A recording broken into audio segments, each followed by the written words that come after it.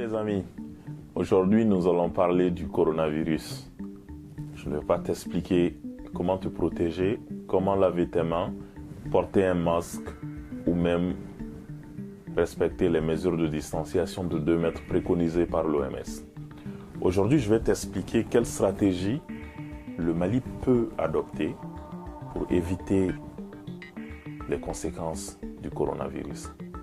Je vais aussi te parler de la stratégie qui est en cours et de ses faiblesses. Donc si tu aimes cette vidéo, n'hésite pas, partage-la et abonne-toi à mes différentes chaînes afin de ne rien rater de mes prochaines vidéos.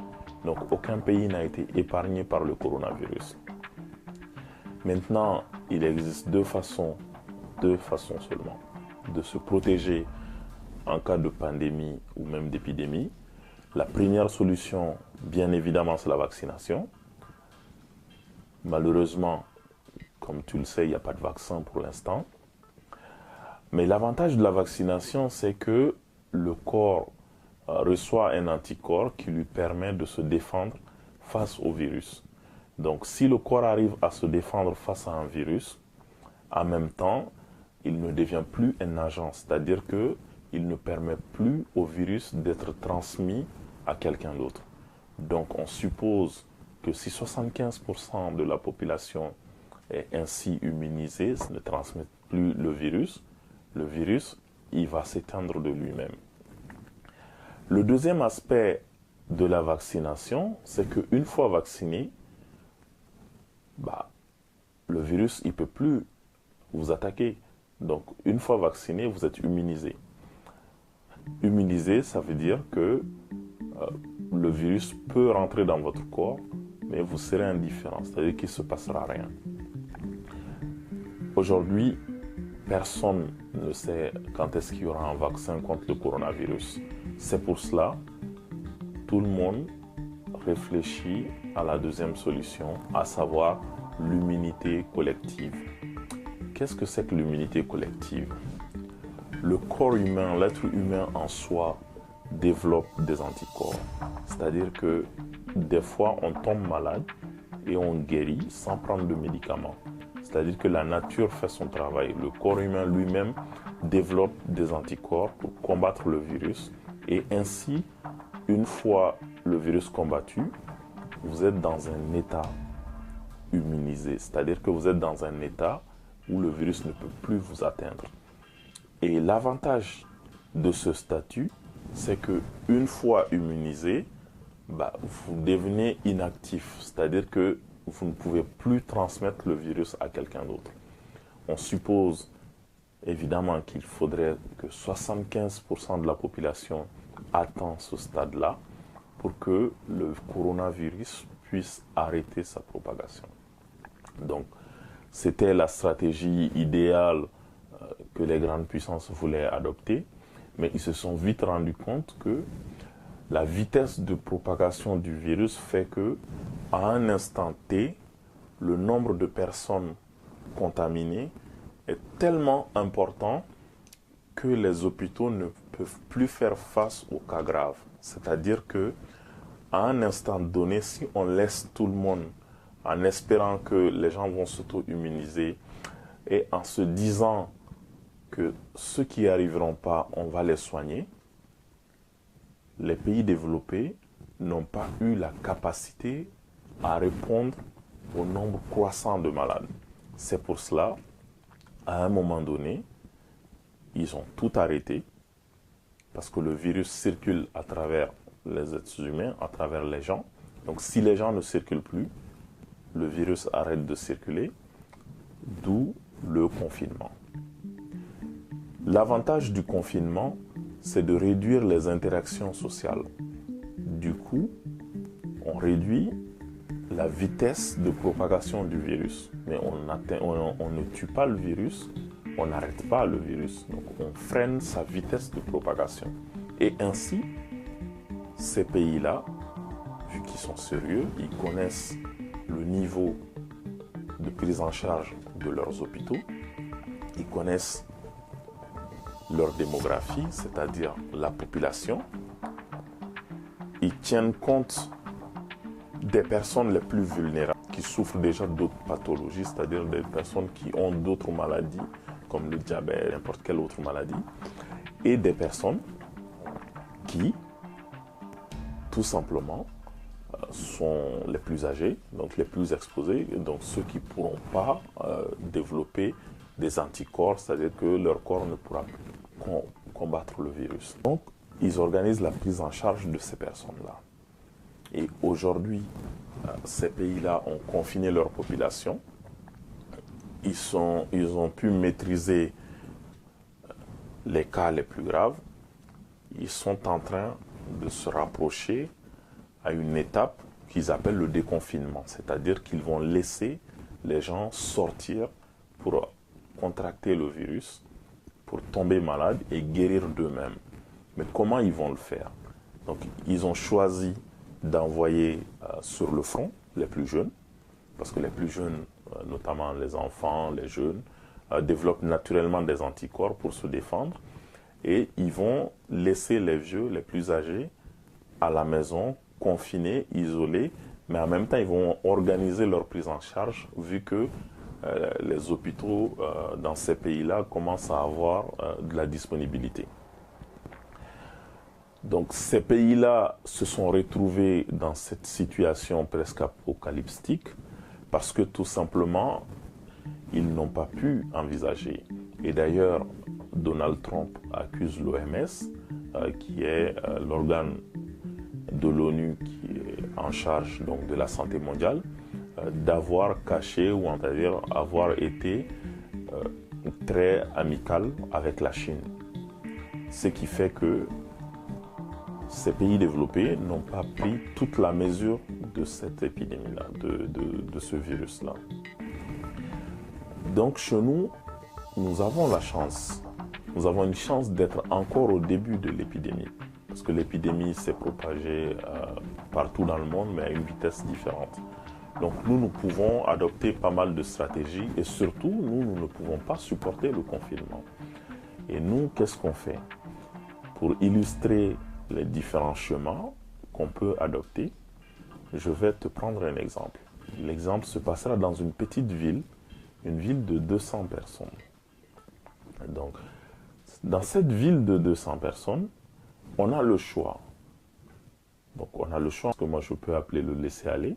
C'est-à-dire qu'il n'y a pas de mesure de distanciation sociale, les gens circulent librement, on peut décider d'un couvre-feu pour embêter un peu les pauvres, mais bon, de toute façon, on n'aime pas les pauvres dans ces pays-là.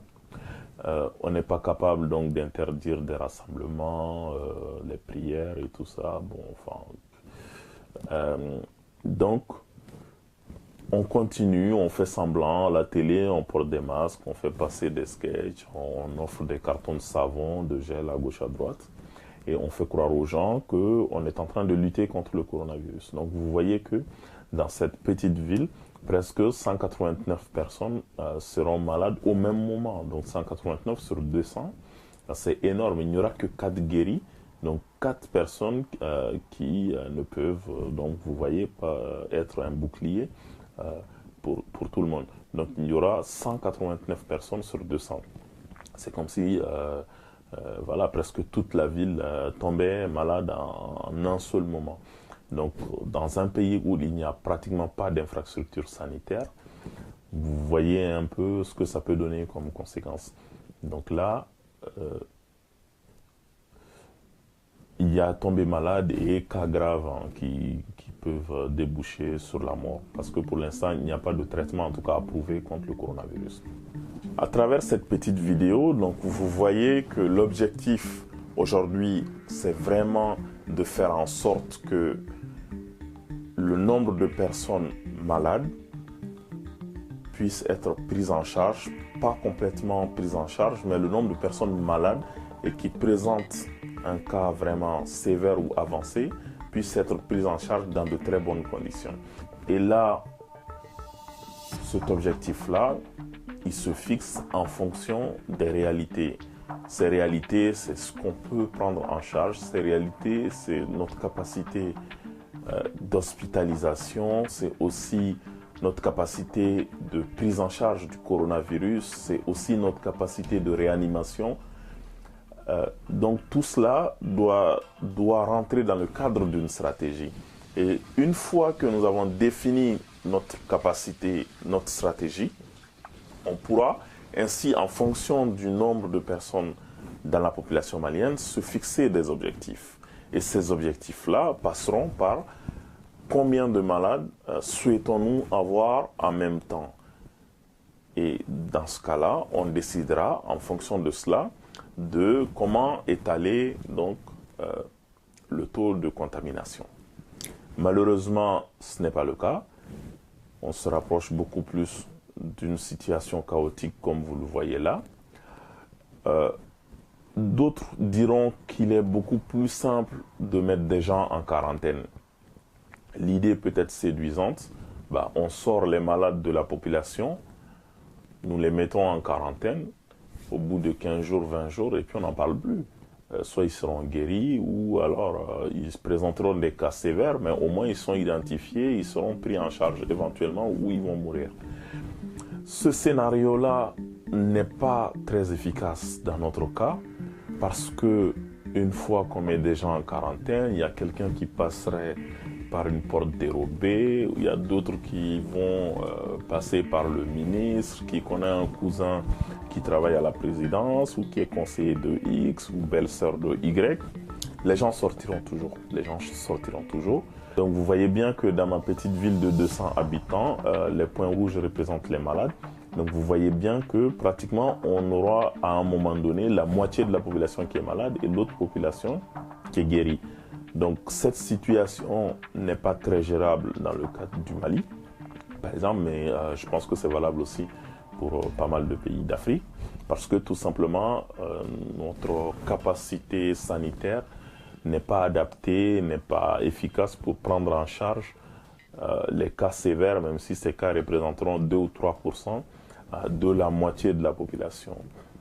Donc je pense que là aussi, ça va être une catastrophe. Maintenant, la mesure proposée par l'OMS et qui peut être efficace, qui paraît être appliquée au Mali, c'est la mesure de distanciation sociale. On peut dire qu'au Mali ou dans tous les pays où on n'a pas atteint des milliers de cas, c'est ce qui est préférable. C'est la mesure de prévention. En gros, on isole précocement tous les malades et on fait de la distanciation sociale. Donc vous comprendrez qu'au Mali, cette politique, on en parle assez. Laver les mains, mettre 2 mètres entre chaque citoyen, respecter les mesures barrières, porter toujours un masque si vous pouvez, ou n'importe quoi, cacher le visage, la bouche, éviter d'aller dans les grains, éviter de prendre les sotramas, éviter de prendre les taxis à 2 ou à 3. Donc, on va appliquer cette stratégie-là à notre petite ville de 200 habitants. Ce qui peut être intéressant, on peut même dire que ce cas peut être similaire au Mali. Donc, c'est-à-dire qu'on a à un moment donné le même nombre de personnes malades que le même nombre de personnes guéries. Ce qui est intéressant. Et vu que le nombre de malades progresse lentement pour faire face aux cas les plus sévères, et vous voyez que dans une petite ville, donc si cette solution elle est appliquée, malheureusement, en ce qui concerne le Mali, on ne sera toujours pas à mesure de faire face aux cas graves, c'est-à-dire les 2 ou 3% qui se présenteront quand on aura même les 1/4 de la population qui seront malades. Cette stratégie est un peu suicidaire, mais je pense que c'est là-dessus que notre gouvernement s'est lancé. Peut-être sans le savoir, je n'en sais rien, parce que quand on adopte une stratégie, on communique autour, on cherche quand même un peu l'adhésion de tout le monde, ce qui n'est pas le cas. Mais il y a une autre stratégie, celle que moi je préconise. Il y a une autre stratégie, celle que moi je te demande de mettre en place. Cette stratégie-là, on n'a pas besoin du gouvernement et c'est la stratégie la plus efficace. Parce que tu vas te protéger, tu vas protéger tes parents, tu vas protéger tes proches. Donc cette stratégie que je propose, qui n'est pas une invention d'ailleurs. Toutes les stratégies ont été développées par l'Imperial College de Londres. Donc je pense que tous les gouvernements se basent là-dessus consciemment, donc en Europe ou un peu inconsciemment au Mali. Mais c'est un peu la base pour avancer donc, sur ce sujet-là. Maintenant, moi ce que je propose, c'est une méthode de distanciation élargie. Donc, c'est-à-dire que la santé avant tout, on ne va pas s'hasarder dans un bureau de vote, on ne va pas s'hasarder à deux chez le boutiquier du coin, on va apprendre à faire la queue, parce qu'on a du mal au Mali à faire la queue. Donc il faut qu'on apprenne à faire la queue. Quand on arrive devant une boutique et qu'on voit qu'il y a quelqu'un dedans, on attend dehors. Et si on vient trouver qu'il y a quelqu'un qui attendait avant nous, on se met derrière à 2 mètres. Donc on apprend vraiment à faire la queue. On évite d'être 2, 3, 4, 5 dans des espaces clos, les alimentations, les ateliers de couture, les transports en commun, on les évite au maximum. Et vous voyez que il y a une étude du MIT qui prouve que quand quelqu'un éternue,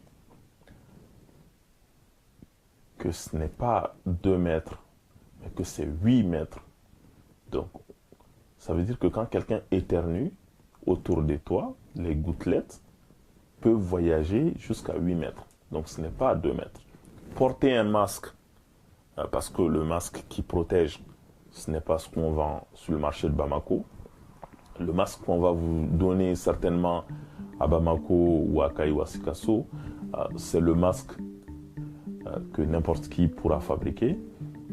Ce serait certainement un masque qui vous permettra de protéger les autres quand vous éternuez ou quand vous parlez, mais certainement pas de vous protéger. Donc l'intérêt du masque, c'est que tout le monde doit en porter. Une fois que tout le monde porte un masque, par exemple, les gouttelettes, au lieu de voyager 8 mètres, pourront voyager peut-être à 1 ou 2 mètres. Donc, ce qui protégerait éventuellement les autres.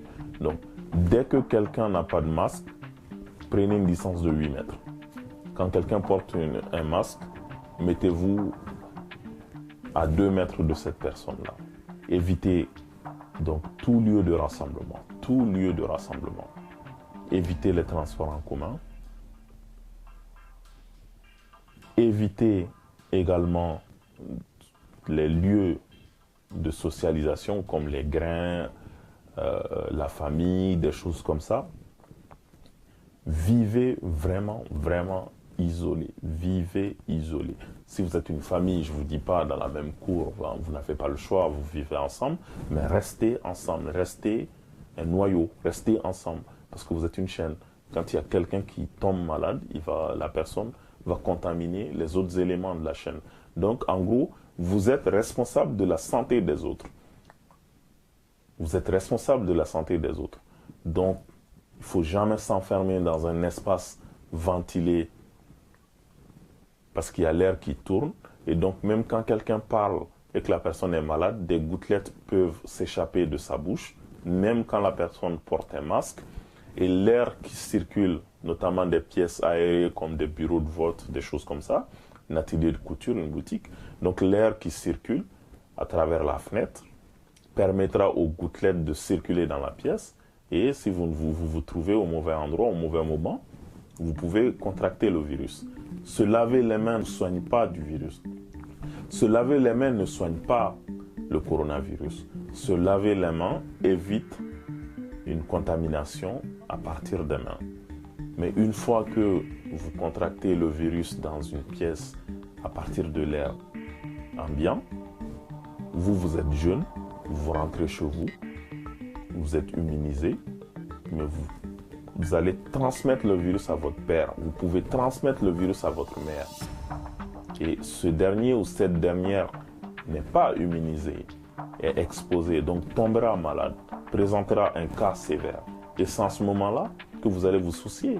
C'est en ce moment-là que vous allez comprendre qu'il fallait prendre des mesures plutôt en amont. Parce que qu'est-ce qui va se passer? Vous allez le transporter ou vous allez transporter votre maman à l'hôpital. La dizaine ou la cinquantaine de lits ou la centaine de lits que disposent nos hôpitaux seront réservés aux privilégiés. Toi, tu n'es pas un privilégié. Tu n'auras pas de lit pour ton père. Tu n'auras pas de respirateur pour ta mère. Ton grand-père n'aura aucune chance d'avoir une place dans les urgences pour être réanimé. Du coup, tu as intérêt, parce que si à cause de toi, ton père, ta mère ou ton grand-père trouve la mort, tu seras malheureux ici parce que tu auras cette mort sur ta conscience, mais tu iras en enfer. Parce que tu l'as cherché et tu l'as voulu. C'est de ta faute. Donc préserve-toi, préserve tes proches. C'est beaucoup plus important. Ce n'est pas parce que tu es en bonne santé que tout va bien. Tu es responsable de la santé des autres. C'est pour cela que c'est très important. Donc, on va appliquer mon scénario dans une petite ville de 200 personnes, 200 habitants. Donc, dans une petite ville de 200 habitants, vous voyez que si les gens respectent les 8 mètres, donc, et les 2 mètres que tout le monde porte un masque, ils se lavent les mains, ils se réunissent jamais, ils vont jamais dans un bureau de vote, dans un meeting, des demandes, ils prennent soin d'eux. En fait, ils prennent soin d'eux. Chacun doit prendre soin de soi. Tu dois prendre soin de toi et de tes proches. C'est de ta responsabilité. C'est de ta responsabilité. Voilà, c'est pas à Dieu de prendre soin de vous. Dieu prend soin de tout le monde. Maintenant, entre nous, appliquons notre stratégie dans une petite ville de 200 habitants. Donc vous voyez déjà que les gens contaminés sont vraiment un peu isolés. Et du coup, vu que tout le monde respecte les mesures barrières, donc la contamination se fait très lentement. Le nombre de guérisons, vous voyez, les gens guérissent beaucoup plus rapidement même que les gens se contaminent. Et du coup, à un moment donné, vu qu'il y aura très peu de malades graves, donc nos hôpitaux, nos centaines de lits suffiront pour faire face à cela. Mais aussi, en tout cas, on arrivera à un moment donné où le virus il trouvera plus d'agents pour se propager. Du coup, il va s'arrêter tout seul. Donc, vous voyez qu'en respectant bien cette stratégie-là, en respectant bien les mesures barrières de 8 mètres, éviter tout lieu de contamination, vous voyez qu'on arrivera à bout de ce virus. En gros, si une personne sur 8 peut sortir, le virus se diffusera encore plus lentement. C'est-à-dire que dans chaque famille, s'il y a 8 personnes, il faudrait que le chef de famille seul soit autorisé à sortir, ou que les gens sortent par tour de rôle, mais que tout le monde ne sorte pas ensemble. Et vous allez voir que nous arriverons à bout de ce virus. Donc, c'est cette stratégie-là que moi je préconise, et c'est cette stratégie-là qui doit être accompagnée. Donc, on a les ressources, l'État a débloqué des ressources qui sont nos ressources. Ces ressources doivent être allouées exclusivement à la mise en œuvre de cette stratégie, c'est-à-dire accompagner ceux qui auront une perte d'activité, ceux qui auront une perte de revenus, combler le déficit et donc faire face à la crise économique qui va suivre cette crise sanitaire. Mais cette mesure, on va aussi s'en sortir. En gros, il ne s'agit même pas que tous les Maliens l'appliquent, mais si 75% de la population, on va s'en sortir. Et c'est pour cela, moi je partage ça avec vous et je souhaiterais que vous l'adoptiez, parce que si vous n'adoptez pas cette disposition-là, ça sera vraiment très très difficile pour nous de pouvoir gérer. Comme vous voyez, cette stratégie, comme toutes les autres d'ailleurs, repose sur des données fiables. C'est pour cela que c'est très important de dire la vérité. C'est pour cela que c'est très important d'avoir une stratégie, parce que c'est le plus dur. Et c'est pour cela que c'est très important d'avoir une adhésion de la population. Malheureusement, nous, on a eu du mal déjà, dans un premier temps, à tester les premiers cas.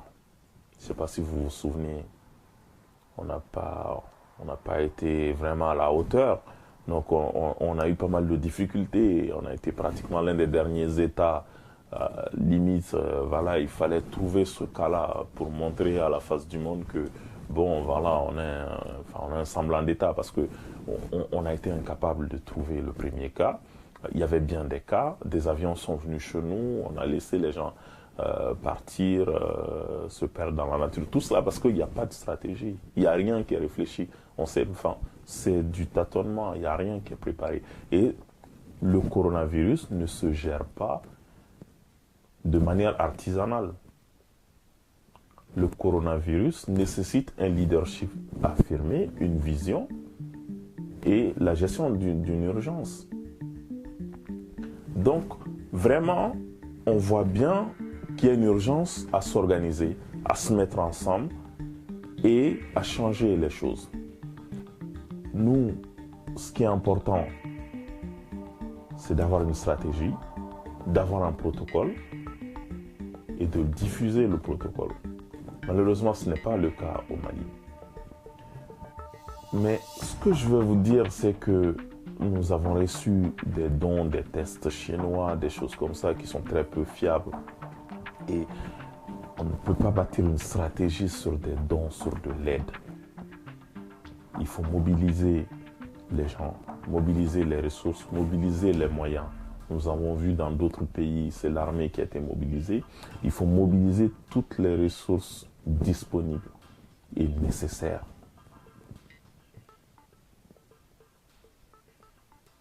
Toutes les ressources disponibles et nécessaires, y compris les hommes.